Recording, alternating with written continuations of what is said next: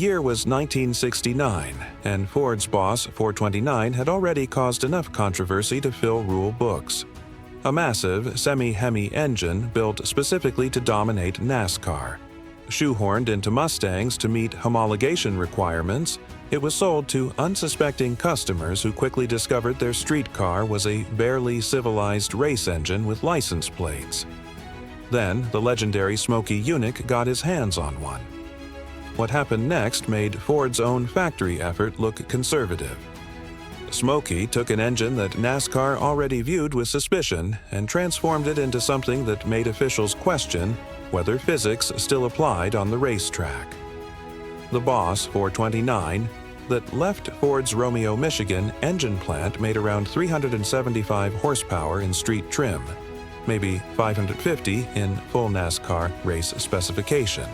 Smokey's version? Estimates ranged from 650 to over 700 horsepower, numbers that absolutely should not exist without forced induction or nitrous oxide. Yet it passed every single tech inspection repeatedly. NASCAR didn't just want to ban Smokey's specific engine. They wanted to ban the entire Boss 429 program because one independent man in a Daytona Beach garage had exposed how utterly inadequate their rulebook truly was. How did Smokey make Ford's already exotic semi-Hemi into something that terrified sanctioning officials? The answer reveals his greatest masterpiece of creative engineering and why NASCAR eventually rewrote displacement rules specifically to eliminate the Boss 429 from competition. Not because it was illegal, but because it was unstoppable. The birth of the Boss. Ford created the Boss 429 for one reason only: to beat Chrysler's dominant 426 Hemi in NASCAR. The Boss designation came from Bunky Knudsen, Ford's new president who jumped ship from General Motors. The 1429 number indicated its displacement, 429 cubic inches, derived from a 4.36-inch bore and a 3.59-inch stroke. But the architecture was the crucial element. Semi-hemispherical combustion chambers, canted valves, and a breathing capacity that put Ford's existing 427 tunnel port engine to shame. The engine was exotic by American standards. Individual port heads featured massive 2.28-inch intake and 1.90-inch exhaust valves, sizes normally reserved for competition-only engines. The crescent-shaped combustion chambers were designed to promote rapid flame propagation. Ford's engineers had meticulously studied Chrysler's Hemi dominance and concluded that the unique valve arrangement was a bigger key to power than just pure displacement. NASCAR's homologation rules required 500 street versions, which led to the famous Boss 429 Mustangs. Carcraft in Brighton, Michigan, literally hand-built each car, relocating the shock towers and heavily modifying the suspension just to shoehorn the massive engine into the Mustang chassis. The street versions ran 10.5.1 compression and hydraulic lifters, producing an advertised 375 horsepower, a number everyone knew was laughably conservative. Real output likely approached 500 horses, but Ford learned its lesson from the insurance industry backlash against its earlier, higher-rated Cobra jet engines. Smokey watched Ford's Boss 429 program with intense interest. By 1969, his relationship with NASCAR remained notoriously hostile following the intense 421 Pontiac Wars, but his reputation as a mechanical genius attracted manufacturers desperate for wins. Ford's factory teams ran Boss 429s with mixed results. The engines made power but were plagued with reliability issues and simply didn't dominate the way everyone expected. Chrysler's Hemis and their streamlined Dodge Daytonas were still taking most of the checkered flags. Smokey's entrance and the power leap. Smokey's Boss 429 program ran for a short, brilliant time during 1969 and into 1970, but its impact far exceeded its timeline. The very first pulls on the dynamometer shocked even Smokey himself.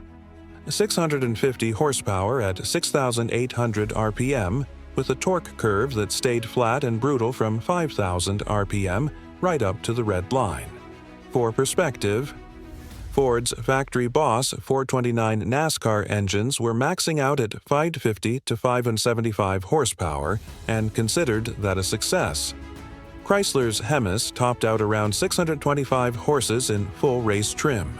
Smokey had found an extra 75 to 100 horsepower that Ford's multi-million-dollar racing program couldn't locate. The results on the track were both immediate and devastating.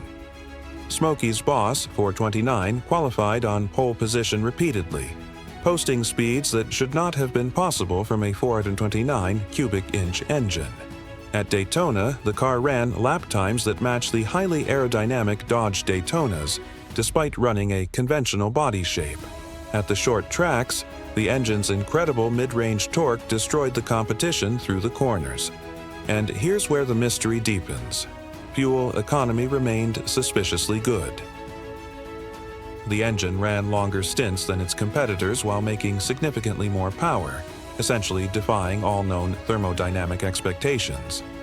NASCAR tech inspectors descended like vultures.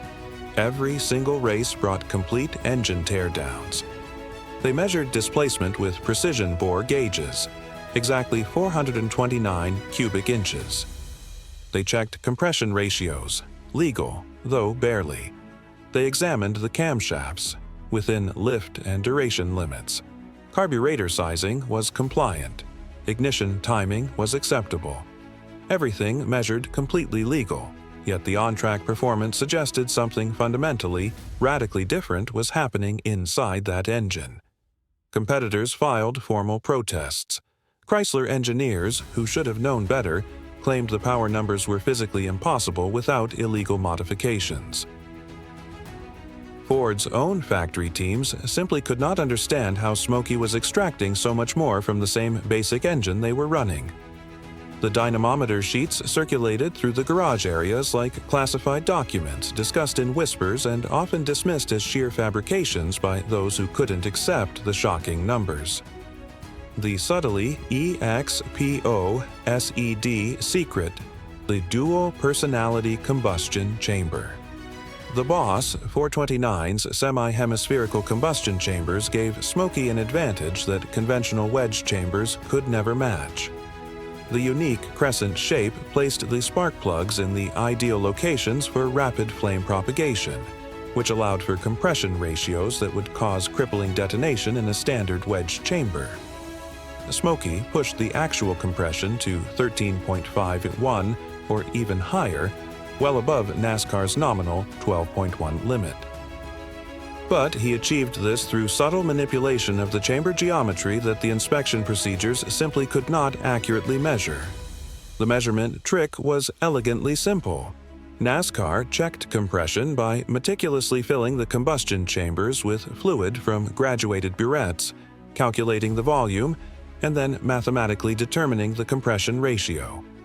Smokey precisely machined his chambers with subtle irregularities, slight bulges and recesses that the inspectors' fluid measurements couldn't accurately capture.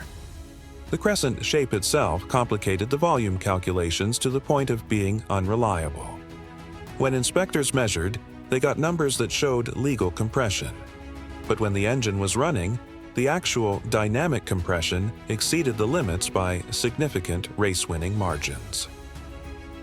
But the compression was only the first hidden layer.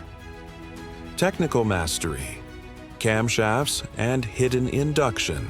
The camshaft specifications pushed every rule to its absolute breaking point. NASCAR strictly limited valve lift and duration, measuring it with dial indicators during inspection. Smokey's custom cams measured legal at the specified low checking RPM, but they featured highly aggressive low profiles that behaved dramatically differently at operating speeds.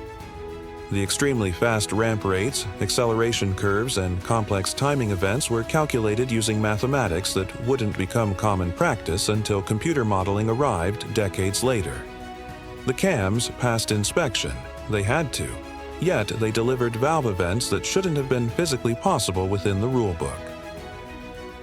The induction system appeared stock, a Holley carburetor sitting on an aluminum intake manifold that looked exactly like Ford's production piece. It was not.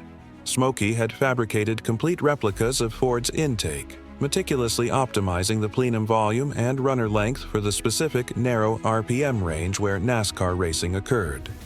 The carburetors wore the stock Holley castings that concealed completely rebuilt internals, custom boosters, heavily modified fuel circuits, and metering systems that delivered fuel with a precision that 1969 carburetor technology was theoretically incapable of achieving.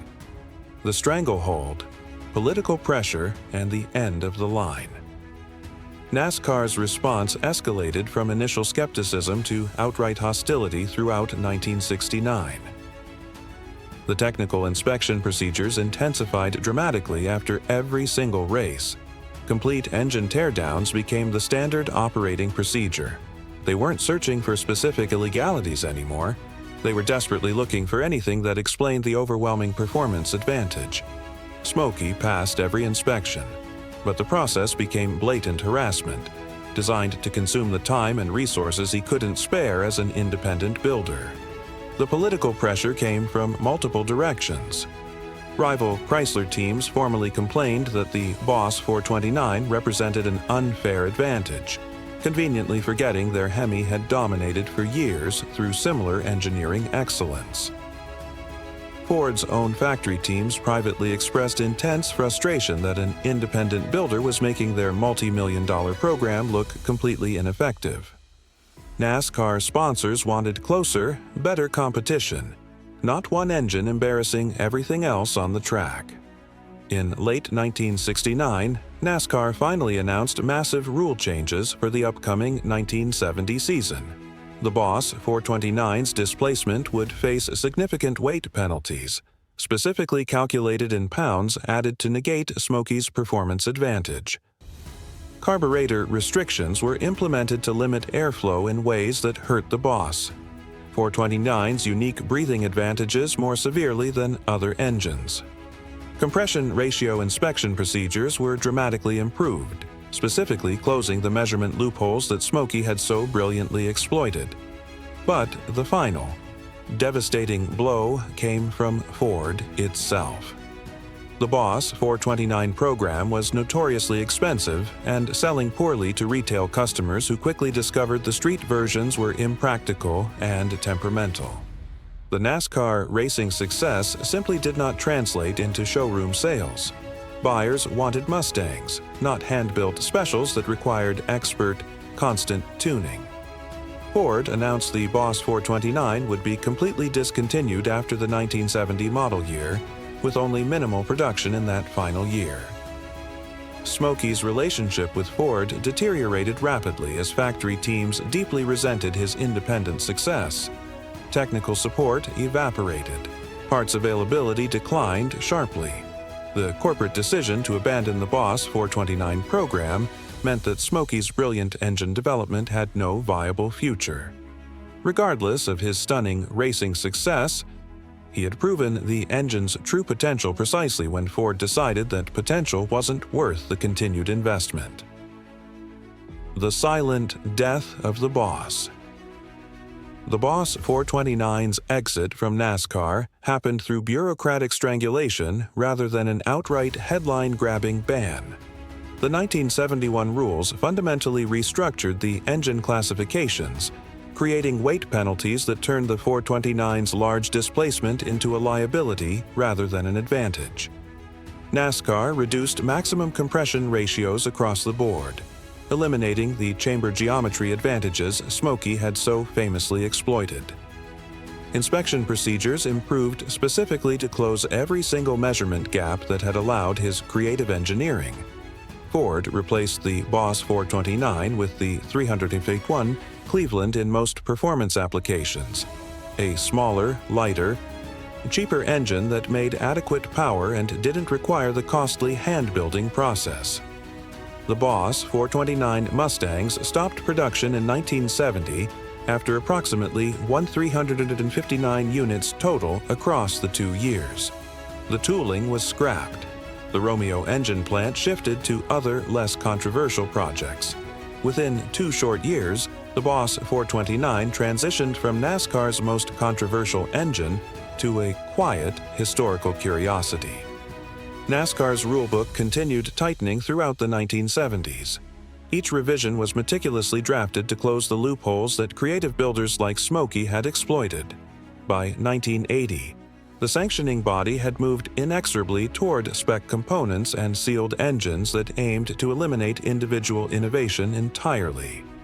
Modern NASCAR Cup engines share more components than they differ, with performance advantages now measured in fractions of horsepower rather than the staggering 50-plus advantages Smokey found in 1969.